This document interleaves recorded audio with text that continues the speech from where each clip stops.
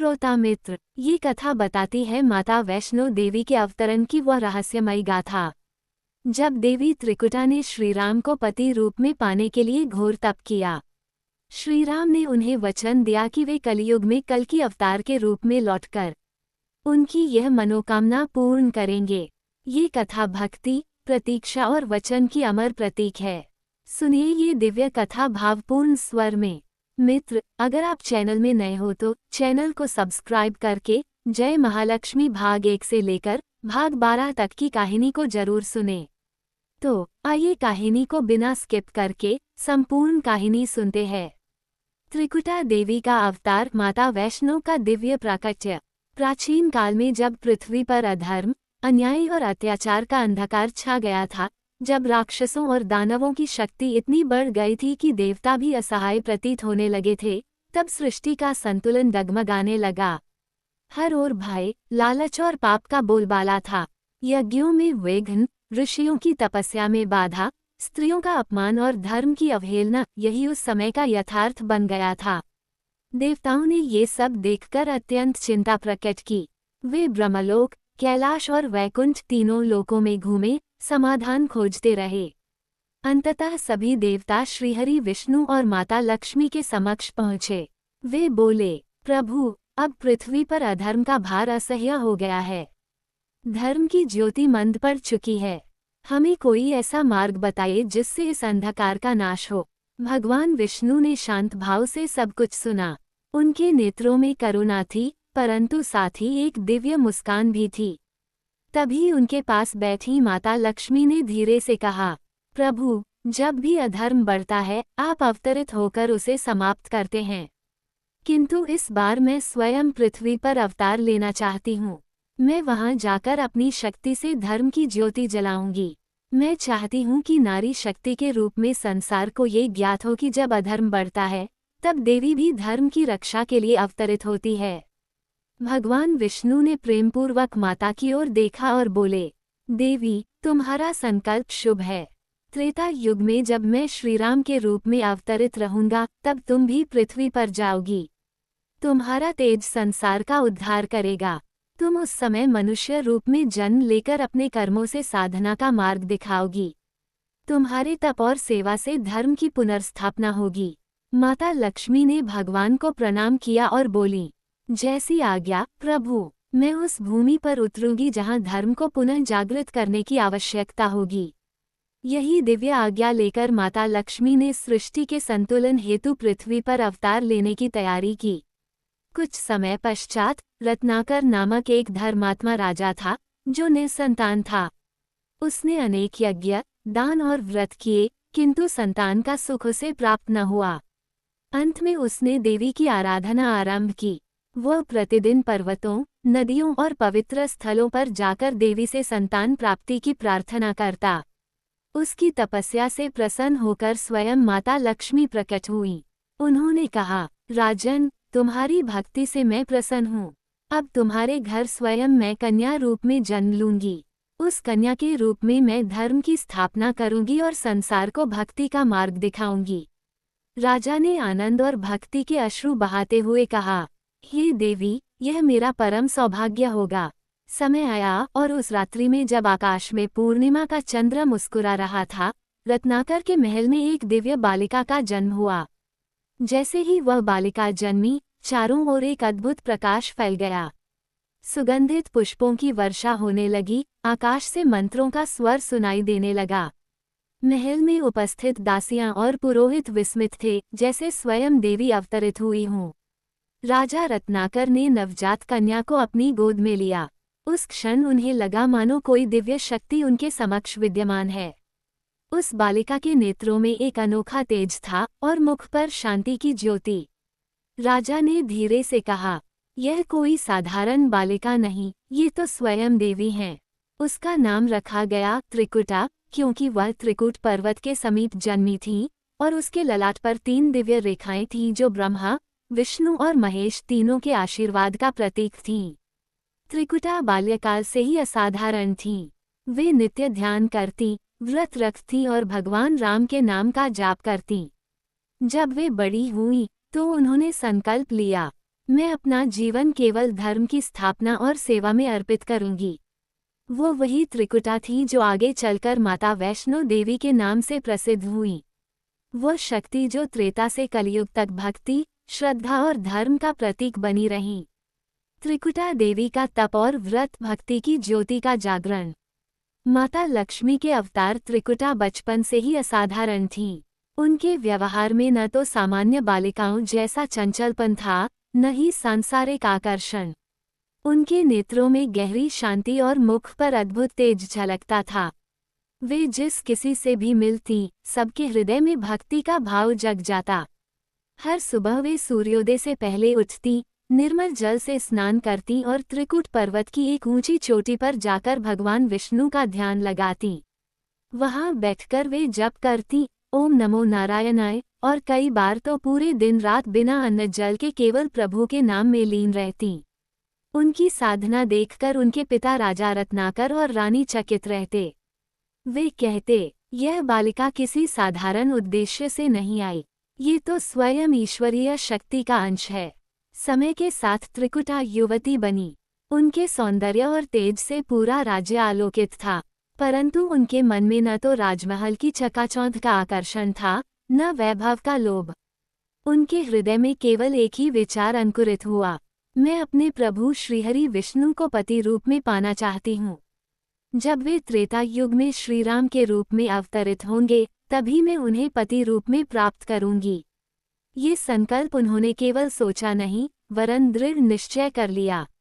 वे बोलीं, यदि प्रभु स्वयं धर्म की रक्षा के लिए अवतरित होंगे, तो मैं भी अपनी भक्ति से उनका साथ दूंगी।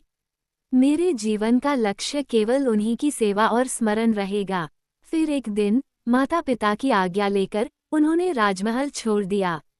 एक साध्वी के रूप में वे अकेली वन की ओर चल पड़ीं, जहाँ केवल पहाड़, नदियाँ और वृक्ष थे। उन्होंने त्रिकूट पर्वत की गुफाओं को अपना निवास बनाया। वहां वे दिन रात ध्यान में लीन रहतीं। उनकी तपस्या अत्यंत कठोर थी। पहले उन्होंने केवल फल और कंद मूल से जीवन यापन किया, फिर कुछ समय बाद केवल जल पर निर्भर रहीं, और अंत में वर्षों तक उन्होंने केवल वायु का सेवन किया। उनकी देह कृश हो गई, लेकिन उनके मुख से तेज कभी क्षीण नहीं हुआ। उनकी आंखें सदैव बंद रहती और होठों पर केवल एक ही नाम, श्रीराम। उनकी तपस्या इतनी गहन थी कि उसका प्रभाव समस्त ब्रह्मांड तक पहुंच गया। त्रिकूट पर्वत स्वयं उस शक्ति से स्पंदित होने लगा। हवा में मधुर सुगंध फैल गई, वन के पशु पक्षी शांत होकर उनकी साधना का साक्षी बनने लगे। देवगण भी इस अद्भुत दृश्य से प्रभावित हुए। इंद्र, वरुण, अग्नि और स्वयं ब्रह्मा ने भी कहा, यह कोई सामान्य योगिनी नहीं, ये तो स्वयं लक्ष्मी का अवतार है, जो भगवान राम की अर्धांगिनी बनने के लिए तप कर रही हैं। उनके तप से स्वर्ग तक प्रकाश फैल गया। देवताओं ने आकर उनके ध्यान को प्रणाम किया और कहा, देवी, आपका यह व्रत और तप न केवल आपके लिए, बल्कि समस्त सृष्टि के लिए कल्याणकारी है। आप नारी शक्ति की वह मिसाल हैं जो संसार को दिखाती है कि सच्ची भक्ति और निष्ठा से स्वयं ईश्वर को भी प्राप्त किया जा सकता है। किंतु त्रिकुटा का मन इन प्रशंसाओं से विचलित नहीं हुआ। वे मौन रहीं, आंखें बंद रखीं और उनके हृदय में केवल एक ही भाव था, मेरे राम मेरे हृदय में हैं। जब तक वे न मिलें, मेरा ध्यान और तप जारी रहेगा। उनकी इस दृढ़ निश्चय ने भक्ति का एक ऐसा उदाहरण प्रस्तुत किया जो युगों तक अमर हो गया। त्रिकुटा की साधना केवल एक देवी का तप नहीं थी, वह स्त्री शक्ति की वह गाथा थी जिसने संसार को दिखाया कि प्रेम, निष्ठा और भक्ति से धर्म को पुनर्जीवित किया जा सकता है। श्रीराम और देवी त्रिकुटा की प्रथम भेंट भक्ति और मर्यादा का संगम। त्रेता युग का वह दिव्य समय था जब श्रीराम रावण वध के उद्देश्य से लंका की ओर प्रस्थान कर रहे थे। उनके साथ भ्राता लक्ष्मण, वानरराज सुग्रीव, महाबली हनुमान और अनगिनत वानर योद्धा थे। मार्ग में वे जिस भूमि से गुजरते, वहां का वातावरण पवित्र हो उठता, क्योंकि धर्मस्वरूप श्रीराम के चरण जहां पड़ते, वहां स्वतः ही अधर्म का अंधकार मिट जाता। लंका की ओर बढ़ते हुए वे एक दिन त्रिकूट पर्वत के समीप पहुंचे, वही पर्वत जहां वर्षों से माता त्रिकुटा, माता वैष्णो का मानव रूप गहन तपस्या में लीन थीं। पर्वत के चारों ओर दिव्यता का प्रकाश फैला था। वृक्ष झूम रहे थे, नदियां कल कल ध्वनि कर रही थीं, और वातावरण में वेदों का नाद सा गूंज रहा था। श्रीराम ने अपने तेजस्वी नेत्रों से जब उस दिशा की ओर देखा तो वे ठिठक गए। उन्होंने लक्ष्मण से कहा, भ्रात्र देखो, उस पर्वत से कैसी दिव्य आभा निकल रही है। वह न तो कोई यज्ञ की अग्नि है, न ही कोई रथ का दीप, वह तो किसी परम तपस्विनी की शक्ति का तेज है। लक्ष्मण ने कहा, निश्चित ही प्रभु, कोई महान योगिनी वहां साधना में लीन है। राम ने मुस्कराते हुए कहा, चलिए देखें कौन है वह जो इस नश्वर संसार में इतनी गहन तपस्या कर रही है। वे हनुमान और लक्ष्मण सहित धीरे धीरे पर्वत की ओर बढ़े। ज्यों ही वे समीप पहुंचे, एक दिव्य सुगंध हवा में फैल गई। वहां एक शांत गुफा थी, बाहर एक दीपक जल रहा था और भीतर एक साध्वी कमलासन पर ध्यानमग्न बैठी थीं। उनके चारों ओर सफेद आभा का मंडल था, जैसे सूर्य की किरणें स्वयं उन्हें आलोकित कर रही हों। उनके शरीर पर वस्त्र साधारण थे, पर तेज असाधारण। उनके बंद नेत्रों से शांति झलक रही थी और अधरों पर राम का निरंतर उच्चारण था। श्रीराम ने कुछ क्षण उनके ध्यान का आदरपूर्वक निरीक्षण किया, फिर धीरे से बोले, देवी, आपकी यह कठोर तपस्या किस लिए है? आपके चारों ओर जो प्रकाश है वह ये संकेत देता है कि आप कोई साधारण तपस्विनी नहीं, स्वयं शक्ति का स्वरूप हैं। उनकी वाणी सुनकर वह साध्वी देवी त्रिकुटा ने धीरे धीरे अपने नेत्र खोले। उनकी आंखों में जैसे भक्ति का सागर उमड़ आया। जब उन्होंने श्रीराम के दर्शन किए तो उनके नेत्रों से अश्रु बह निकले। वह तुरंत उठी, फोल्डेड हैंड्स करके प्रभु के चरणों में झुक गईं और बोलीं, प्रभु, मेरे आराध्य, युगों से मैं आपका ध्यान कर रही थी। मेरी आंखों ने जो रूप देखा है वह केवल स्वप्नों में देखा था, आज वह मेरे सम्मुख है। मैंने ये कठोर तप केवल आपको पाने के लिए किया है। मेरी एक ही इच्छा है कि आप मेरे पति बने। मेरा मन, मेरी आत्मा, मेरा अस्तित्व सब आपके चरणों में समर्पित है। उनकी वाणी में न कोई मोह था, न अहंकार, केवल निर्मल भक्ति की अग्नि। वानर सेना मौन थी। लक्ष्मण के नेत्रों में आदर और हनुमान के मुख पर भक्ति की झलक थी। श्रीराम ने कोमल स्वर में कहा, देवी, मैं तुम्हारी भक्ति और निष्ठा से अत्यंत प्रसन्न हूँ। तुमने जिस दृढ़ निश्चय और पवित्र भाव से तप किया है वह सच्ची श्रद्धा का प्रतीक है। किंतु इस जन्म में मैं मर्यादा पुरुषोत्तम के रूप में अवतरित हुआ हूँ, एक पतिव्रता नारी, सीता जी का पति। इसलिए इस जीवन में मैं किसी और से विवाह नहीं कर सकता। त्रिकुटा ने ये सुनकर अपना मस्तक झुका लिया, पर उनके चेहरे पर कोई दुख नहीं था। उनकी आंखों में केवल शांति और स्वीकृति थी। वे बोलीं, प्रभु, मैं जानती थी कि आप मर्यादा के प्रतीक हैं। मेरा उद्देश्य आपको पाना नहीं, बल्कि आपके चरणों में समर्पित होना था। यदि इस जन्म में मैं आपको पति रूप में नहीं पा सकती तो अगले युग में अवश्य प्राप्त करूंगी। श्रीराम ने मुस्कुराते हुए कहा, देवी, तुम्हारा यह व्रत और भक्ति व्यर्थ नहीं जाएगा। कलयुग में जब मैं विष्णु के रूप में कल्कि अवतार लूंगा, तब तुम मेरे साथ विवाह करोगी, और इस पर्वत पर जहां तुमने तपस्या की है वही तुम्हारा धाम होगा। ये स्थान वैष्णो देवी धाम कहलाएगा, जहां युग युगांतर तक भक्त तुम्हारी पूजा करेंगे और तुम्हें मां वैष्णो के नाम से पुकारेंगे। ये सुनकर देवी त्रिकुटा ने आनंद से हाथ जोड़े और कहा, प्रभु, यही मेरे जीवन की सिद्धि है। उस क्षण पर्वत पर दिव्य प्रकाश फैल गया। आकाश में पुष्पों की वर्षा हुई और गूंज उठा, जय माता वैष्णो देवी, जय श्रीराम। श्रीराम मुस्कुराए। उनकी दृष्टि में करुणा थी, भक्ति थी और मर्यादा भी। उन्होंने कहा, देवी, मैं आपके प्रेम और तप से अत्यंत प्रसन्न हूँ, परंतु इस अवतार में मैं केवल सीता का पति हूँ। मेरा ये जीवन एक पत्नी व्रत को समर्पित है। त्रिकुटा मौन हो गईं। उनकी आंखों में आंसू झिलमिला उठे। उन्होंने कहा, प्रभु, तो क्या मेरी तपस्या व्यर्थ चली गई? श्रीराम ने कहा, नहीं देवी, आपकी तपस्या कभी व्यर्थ नहीं जाती। मैं वचन देता हूँ, कलयुग में जब मैं कल्कि अवतार के रूप में प्रकट होऊंगा, तब आप मेरे संग विवाह करेगी। आप मेरे अंश का प्रतिरूप बनकर तब तक इस पर्वत पर तप करती रहें। उन्होंने आगे कहा, आज से तुम्हारा नाम वैष्णवी देवी होगा, जो मेरे विष्णु स्वरूप की अधिष्ठात्री शक्ति हैं। तुम्हारा वास त्रिकूट पर्वत पर होगा और समय आने पर यह पर्वत वैष्णो देवी धाम कहलाएगा। यहाँ आने वाले हर भक्त की मनोकामना तुम पूर्ण करोगी। देवी का व्रत और संन्यास। त्रिकुटा ने श्रीराम के चरणों में गिरकर कहा, प्रभु, आपका वचन ही मेरा जीवन है।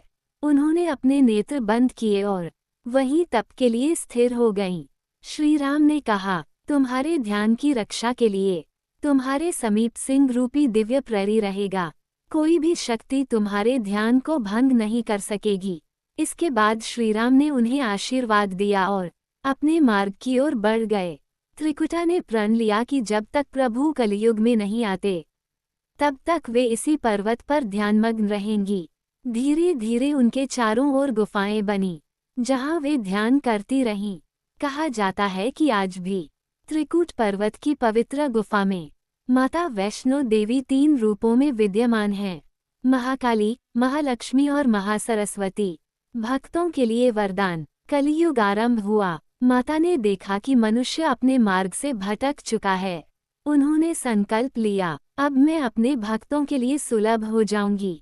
जो कोई मेरी गुफा तक आएगा, मैं उसकी भक्ति को स्वीकार करूंगी। इस प्रकार माता वैष्णो देवी का धाम सदा के लिए भक्तों के लिए खुल गया।